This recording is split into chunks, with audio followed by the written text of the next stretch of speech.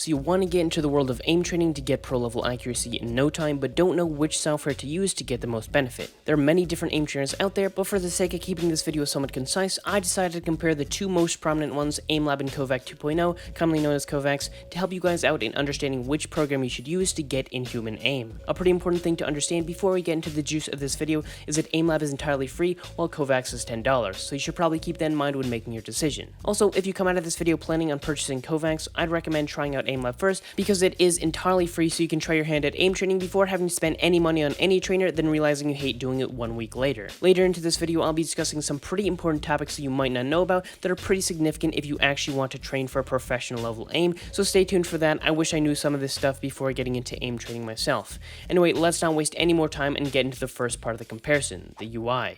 When you first open up Lab, you'll be greeted by a nice little homepage, and from the tabs on the top can scroll to the training screen where you can find the majority of tasks here, followed by the custom tab where you can, you guessed it, customize things, followed by a scores tab where you can see the leaderboard for specific tasks and modes, followed by the cosmetic store and profile page. On the other hand, once you open up Kovaaks, you're thrown straight into a session of the last task you played, to which you can press escape and see from the left all the scenarios you can choose to play in categories of online and local tasks, as well as your local playlists. Both games load up pretty quickly, as they are both pretty light games, so you should be just fine opening them up whenever you have a free few minutes. But in terms of getting directly into the action, Kovaaks definitely wins here. To get actually into the gameplay of a task in Lab, it takes you to open up the game, go to the training tab, find the task, click play twice, loading screen, and then you're in, while in Kovaaks all it takes is to press escape, click the task and challenge it, and you're in. It isn't that big of a deal, but if you don't have all that much time, then it is a bit quicker to do a couple rounds in Kovaaks than it is to do in Lab. The UI in Kovaaks is overall a bit more bare bones, which you might enjoy if you want a simpler experience, while Lab's is a bit more full and kind of convoluted. I mean, if you want to change the color of the background, you have to get out of the task, go to custom, go to the gray box, and change the settings from in there, while you can change it in Kovaaks mid-task.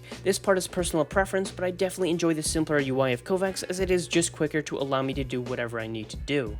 As for customizability, both games are pretty solid, as it is kind of their job to emulate whatever normal shooter you play and then allow you to aim train in those specific scenarios. In both, you're allowed to customize the crosshair, background, enemy color, and pretty much anything you need to pretty easily, but as I said before, if you plan on changing the background colors in Lab, you're going to have to go through a couple menus, while Kovaaks allows you to do it mid-trial. Not that big of a deal, but I think it's worth mentioning in case you tend to test out different configurations a lot like I do. In Lab, changing your crosshair is pretty easy using a bunch of sliders to bend it to your will, while in Kovaaks you choose from a specific set of pre-made crosshairs or importing your own, which could be a bit more irritating if you use a bit of a weirder crosshair in games and don't have a transparent PNG of it ready to import. Again, not the biggest of gripes, but I think it's at least notable if you wish to simulate your other games as accurately as possible. Overall, they both have pretty much the same amount of customization, which is what I'd consider definitely enough for an aim trainer, so putting aside the few specifics I mentioned in terms of customizability, I think your decision should probably lie within some of the other aspects, leading us to the first real difference, the range of tasks. Here is really where the more expensive price of Kovaaks is coming into use. Lab does have a good share of tasks across various categories like speed, tracking, and cognition, but Kovaaks has a nearly limitless amount of different tasks made by the community to emulate whatever kind of scenario you want to practice for. There are more general ones that help your overall aim more universally, like the many variations of 1 while 6 targets, as well as tasks that are built way more specifically. In fact, a common training map in Counter-Strike that a lot of pro players and a large amount of the community use to practice has nearly been ported over into Kovaaks with similar damage numbers and everything. Obviously, you don't need to imitate a real match situation as closely as physically possible to get a benefit out of it, but the point is that there's definitely going to be enough tasks for you to use, and even ones that'll help you practice for whatever specific game scenario you might want to get better at. You can certainly get insane aim improvements with just using Lab tasks, there's no doubt about it, but the speed at which you can improve might be a bit faster in Kovaaks with how specific and custom tailored your routine of tasks can be. You're able to customize tasks in Lab as well, but not really to the extent of those which you can find in Kovaaks, so in terms of tasks and the variety of them that you can find, Kovaaks definitely wins out here. Again, you can get good results from either. It's not like seeing a wider variety of tasks is automatically going to make you a more well-rounded player or something, but it does allow you to focus on your weaknesses more with more specific practice, which is certainly a good perk. Now the next part is about a pretty large difference between the two programs that you might not understand the importance of if you haven't been aim training for a while yet.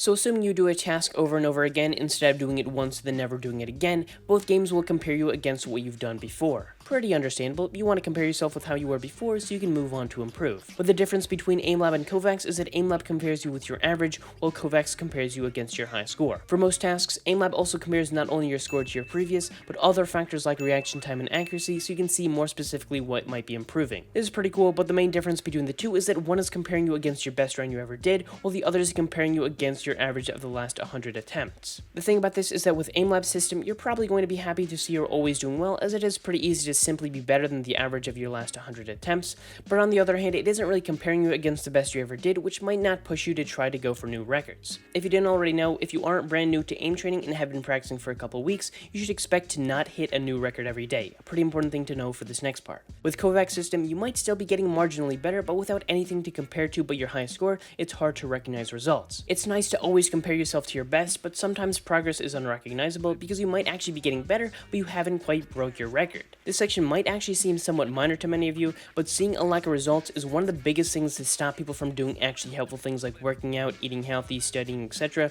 So if you can't recognize results from aim training, you're probably going to lose motivation and stop this too. The point here is that AimLab compares you to the average of your recent attempts, while Kovaak's compares you to your high score. And while both do have their positives and negatives, I'd recommend leaning towards whichever one you believe will motivate you better to keep on grinding.